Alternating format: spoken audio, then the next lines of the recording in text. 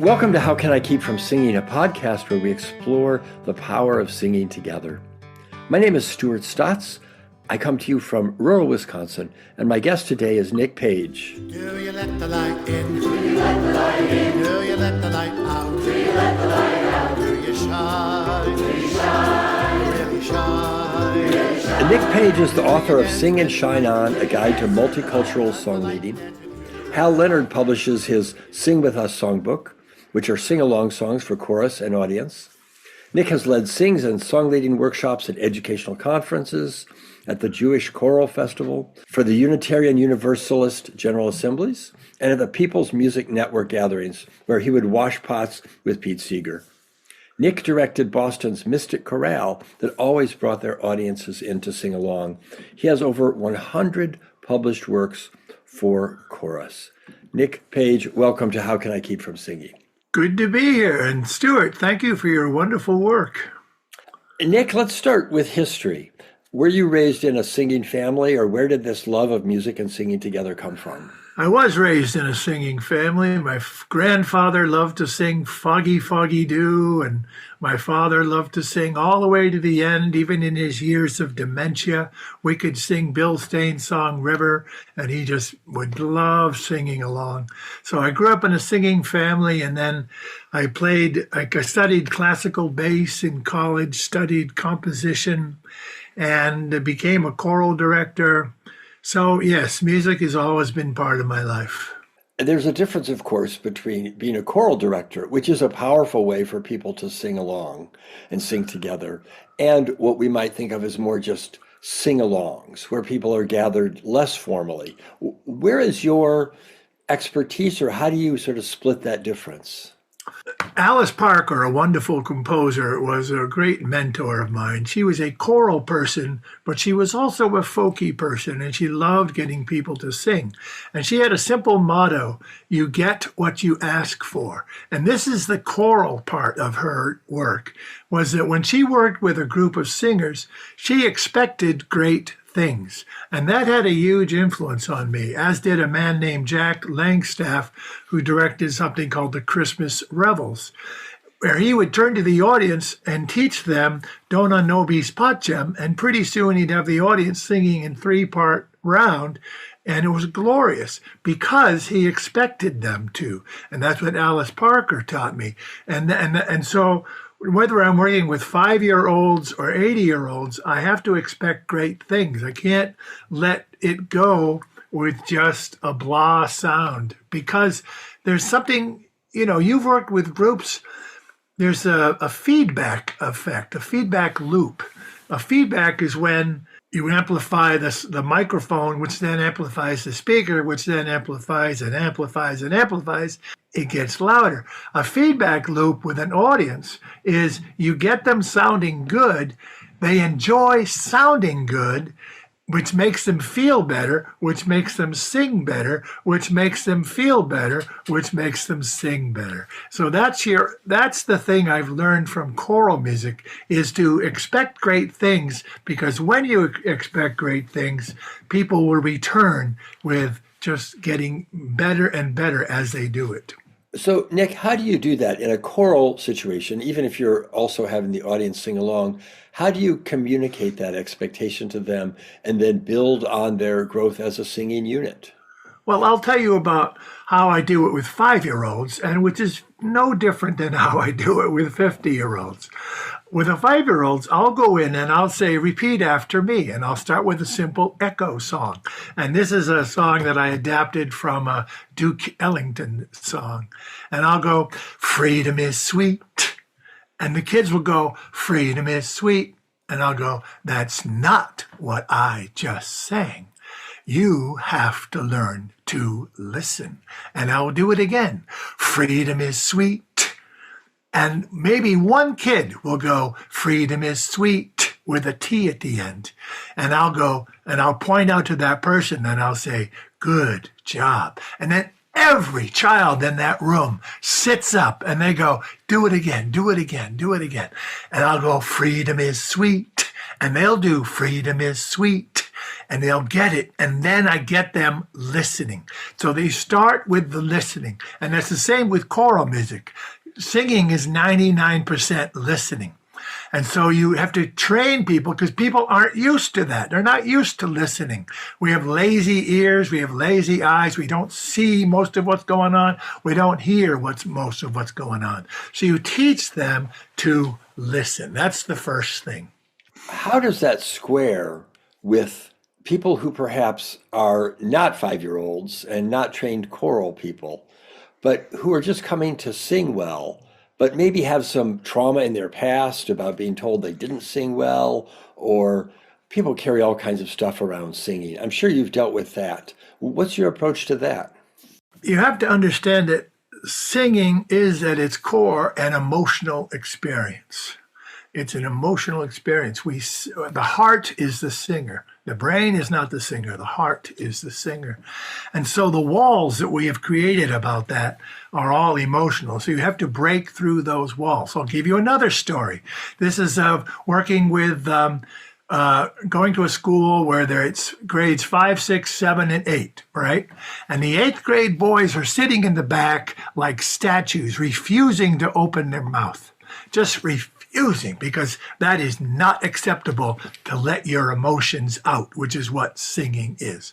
But I'll see one boy in the back, and I'll start doing this like a echo of this Spanish song by Jose Luis Orozco, which is and I'll start like doing it in a gospel style. Paz, queremos paz, y libertad. And I'll see this one 8th grade boy in the back, and he's moving his shoulders, he's moving his arms. And I'll say, you come up here right now. And he'll come up, and he's a boy who's not afraid to let his light shine.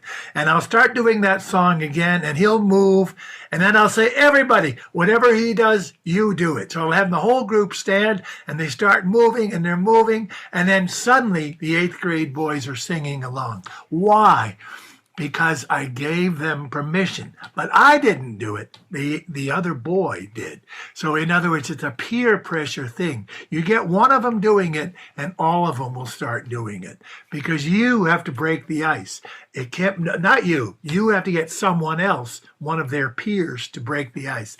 But I found the same with adults when I work with adults. And I get a lot of men who said they couldn't sing in tune. And by the way, if you know how to do it, you can teach anyone to sing in tune.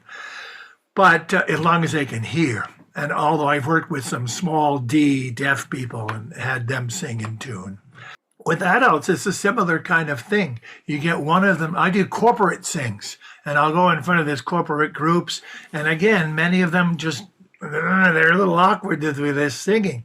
And first of all, I say to them, you're in a business situation. You're going to be in situations where you can't say, I can't do this. So I go into these sing-along workshops with corporate groups, and where I say, you can't say, no, you can't be negative about this. But I'll get one of them up there to do something, and then boom, all of them, they have that permission to do it. And I'll do one more story. I learned this from Meredith Monk, a New York composer. She did something where she had us sing Happy Birthday, and she had us do a happy face. And we all sounded wonderful. Then she had us do a sad face, and it suddenly changed from Happy Birthday to you to Happy Birthday to you. And the mood changed, okay? So I'll do that, and I'll have a volunteer come up, and I'll say happy, and they'll sing happy. I'll say sad, and they'll sing sad. Do a angry face. Happy birthday, dear. And it just changes it. And what it does is it teaches people how powerful the heart is and how big a part the emotions are in the sing-along process. What have you found the benefits to singing together as a group? Not a choir, again, that's sort of an ongoing learning thing, but in a situation like you're talking about, a corporate setting or a community group, why do that? Well, this is something I've learned from Dr. Ysaye Maria Barnwell. I remember the first time I met her in the 80s, and I took a week-long workshop from her. She believed in community, that she called it the community sing. And that was extremely important to her. But the community was beyond just the group that was there. She brought in the whole, the African American experience and the community of that greater diaspora, so that when we sang Go Down Moses, we were singing of freedom. We were singing something powerful. We were connecting with the past. And that's something also I've learned from working with the Jewish Choral Festival, is how important the past is in the present. That sense of memory is in there. And if you can evoke that memory, make that come alive, it's extremely powerful. But there's more. Community goes beyond just the group of people who are there, because there is, as I have been learning more and more as I age, community involves the universe itself, because in quantum physics, nothing is independent of anything else. Everything is interdependent. Everything is connected. So when you get a group of people and they sing big, let's say a piece by Bernice Johnson Regan called Venceremos, and you get them singing in 3-part harmony, and they're going, what? We can't sing in 3-part harmony, but they're doing it. Venceremos. And you get them just loud and have them connect to the earth. Let the power of the earth come up through them, and yell at them and say, you have this in you. Make it big, make it powerful. And boom, they do it. But it connects them not only with themselves, but with this song. This is a freedom song, We Shall Overcome, and it connects you with that. But it connects you with every star in the universe. We become one resonant being. We have all felt that when we sing something, whether it's gospel, whether it's Jewish, whatever it's from, rock and roll. We will rock you. When you get that power, you feel something. What is this power? What am I connected to? And that's what's happening. You are connecting with the universe. Honey in the rock for all God's children. Honey in the rock, honey in You're listening to How Can I Keep From Singing? My name is Stuart Stotts, and my guest today is Nick Page. every child of God. Hypocrite, hypocrite, God despise. Feed every child of God. I'm sure, Nick, given the passion that you talk about this with, that you've had many experiences yourself, not just as a choir leader or song leader, but times when you yourself have felt transported by music. Any of those times come to mind? A recent guest of yours was Jane Sapp, and brilliant woman. And I brought her in as a guest with my chorus, the Mystic Chorale. And I asked her to do a gospel-style arrangement of This Land Is Your Land. And when she got that whole room rocking, half the audience was singing, This land is your land. And the other half was singing, This land is your land. This land is my land. The whole place was just rocking, was transformed by the power of this woman's arrangement. And so, yes, thousands of times. And the beautiful thing about it is it transcends beyond all cultures. I have sung West African music. I've sung with Joseph Shabalala of the group Ladysmith Black Mambazo. Took a week-long workshop with him.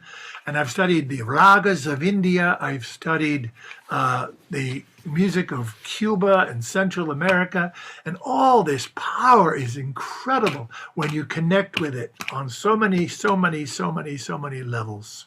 It sounds like you draw a repertoire from around the world. When you're looking for songs that to use in your work, what are some of the things you're looking for? I love songs of compassion, and I believe that singing at its core is an act of compassion. So I'm always drawn to songs of compassion, songs by Ysaye Barnwell, songs by Melanie D'Amour, songs that move us emotionally and spiritually, but also culturally, socially, justice songs. I'm drawn to those songs, but I'm also drawn to the great classical literature of Europe, Fauré's Requiem with the Sanctus, when you have the entire chorus singing Hosanna, is incredibly powerful. So I'm drawn to that power, that sense of power, whether it's loud or soft. You sing a song like Richard Smallwood's Total Praise, gorgeous gospel song, which can be sung in a synagogue, by the way. And so I'm drawn to the power. That's what I'm drawn to. And it's not power over. It's very important that it's power with, right? Power with community. A lot of old music is power over, which represents a noun mentality, a hierarchical mentality. I'm more of a circle, the Native American concept of the power with. Walking in beauty means to walk in the circle with all things. So that's the power I'm talking about, not the power over, the hierarchical power. You've been doing this a long time, and I don't know if you're doing it as much as you used to, but you certainly have a lot of experience. What do you notice or experience about this question of singing together in the larger cultural, national, international picture? Are we at a time when this is on the rise, or what's your experience, or what would you guess? Well, it's sad. When I go to churches now, people are not singing like they used to, and it saddens me. And a lot of people will stand to sing the hymn, but they won't open their mouths out. They'll just stand out of respect, but they won't open their mouths. And that's particularly since COVID. People have they've found a reason for not singing, and that bothers me, and I'm disturbed by it. And I'm also disturbed that when I go to rallies, people aren't singing at the rallies. If they do anything, it's what do we want? Freedom now. When do we want it? What do we want? And it's the same old, same old. They don't realize that there's tremendous power to be had there. That freedom in South Africa was sung into existence. That music was central to the civil rights movement. And that music has an incredible power to bring people together. So I'm missing that. I agree with you. At the same time, I think, for example, what's happening in Minneapolis as we speak has been a great example of how music can transform a resistance movement, and in surprising ways. I sure didn't see that coming, and yet it's been an integral tool to the way in which they've fought against ICE's occupation of their city. No, that's very true. And I love how at a lot of the new No Kings rallies, what are they singing? Instead of singing, we shall not be moved. Now they're singing, we shall not be ruled. The traditions are keeping alive, but we need more of it. We really do. There's always been a tradition of adapting songs to the moment, and what you just mentioned is a great example. I haven't heard that, but it's a great example. We shall not be ruled. Nick, you're also a composer. How does the idea of singing together, how is that intentional in your work? How does that manifest? Well, I directed a chorus in Boston for many years called the Mystic Chorale, and all of our concerts were sing-along concerts. So a lot of the music that I arranged was designed to get the audience singing along. And a lot of the pieces that I wrote, like a piece called Promise I Will Keep, and I would get the audience singing, this is a promise I will keep, this is a promise I will keep, I will turn my hand toward good, this is a promise I will keep. I think sometimes people compose music just to express themselves in a poetic way that isn't intended to be sung by other people necessarily. And at the same time, another aspect of composition is I want this to be a piece that can be sung by a group of people. What sort of elements do you make sure are in there if you're composing a piece or arranging a piece to help people sing along? A very good question. There are people out there like Melanie DeMore who have this brilliant ability to write songs that mean something emotionally, that are very powerful, and at the same time are very easy to learn. An example would be, gotta put one foot in front of the other and lead with love. Put one foot in front of the other and lead with love. That's it. And it's a beautiful, beautiful song. And all the songs that she writes have that beautiful immediacy to them. And that's not easy to do. Hal Leonard does that with her songs. Pat Humphreys with her song, Peace, Salam, Shalom, Peace, Salam, Shalom. So writing something that is, I don't want to say easy, because I don't believe in dumbing down. But at the same time, it's immediate. People can pick it up right away. But you also, when I choose a song to arrange or to lead as a sing-along, I'm also thinking, how am I going to teach this song? Because every song requires a different strategy for how you teach it. That requires listening carefully to what your singers are into at that moment. There's a sensitivity to the moment that you may not know until you walk into the room about exactly how to approach them. Oh, absolutely. When I lead a sing, whether it's for a church group, community group, business group, I don't finalize my repertoire until I hear what they're doing. And then I just sort of figure it out and I improvise as I go along. Every group is different. Nick, if you're going to a sing-along group, think of it as something less formal than a job, but it's a group of people getting together to sing along, and you'll be one of many people leading songs. What are, let's call it 3 or 4 songs that you have ready to go that you've experienced great success with in the past with groups, that you feel like the song just carries a power and an ease to it that will make for success? There's a beautiful spiritual that I learned at the People's Music Network, and it's called "There's Honey in the Rock." And I get out and I turn to people and I'll go, repeat after me, "There's honey in the rock," and they'll shout that. And if they don't do it with energy, I'll say, "That's not what I said. There's honey in the rock." So if they give me, "There's honey in the rock," I'll say, "Nope, that won't do." So right away, I get them not just echoing the sound, but echoing the emotion. So that's a good example of a song. Honey in the rock, for all God's children, feed every child of God. And again, a song of great compassion, as are all the spirituals. But I'm always looking for that. Another example would be Holly Near's song, what is it? "I Am Willing." Do you know that song? I don't know that song Well, yet. it's a beautiful song, and you can teach it using the lining out approach, where, "I am open," and then the leader goes, "and I am willing, and I am willing for to be hopeless would seem so strange, And you just keep going that way. Once they learn the melody, you just line out the words as you go along. That's an old technique. So knowing how to match the song with the song leading technique. That's why I wrote a book called Sing and Shine On, which is sort of that guide to finding the right approach for every song. Because it's very important. If you're doing a song like the Pat Humphreys song I mentioned, "Peace, Salam, Shalom, Peace, Salam, Shalom," you don't need to teach that one. That just teaches itself. There's a man named Joey Weisenberg who's in Philadelphia, and he does songs in the Nigun tradition, Jewish Nigun Hasidic tradition. And he'll just start going, he never teaches anything. He'll just sing it, and then he'll do it again, and he'll do it again, and eventually you will pick it up. Yai bye bye bye, yai bye bye bye bye, yai bye bye bye bye.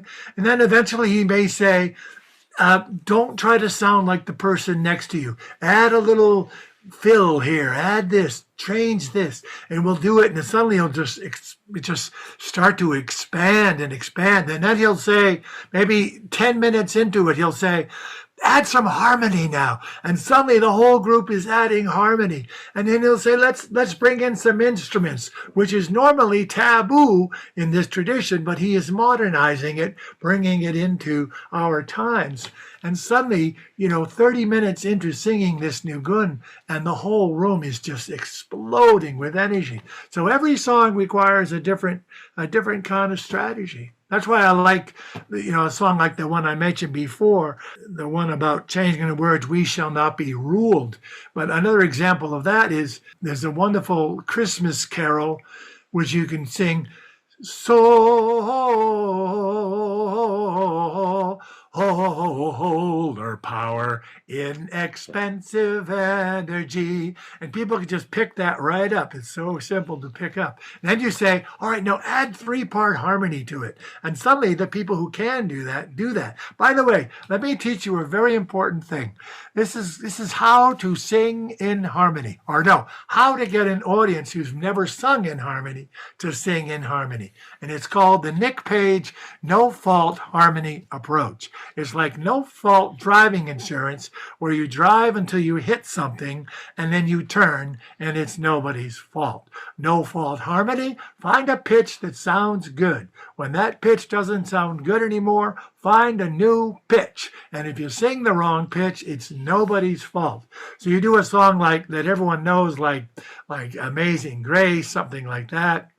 You just have one group, one side go, "Amazing grace, how sweet the sound that saved a wretch like me." They'll have to change at that point. So it's a process known in science as self-organization, which is actually how the universe works.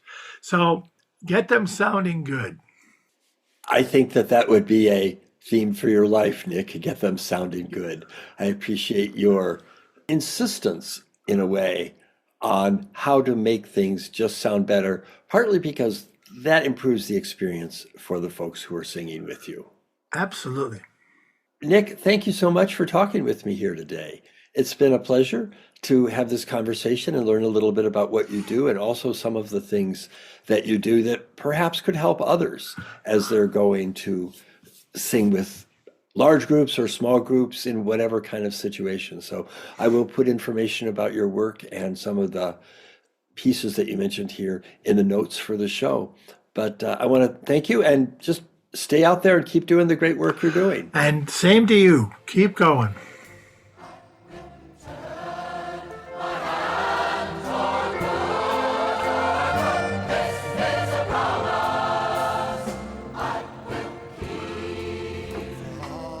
You've been listening to How Can I Keep From Singing? Production of Common Arts. My name is Stuart Stotts, and my guest today was Nick Page.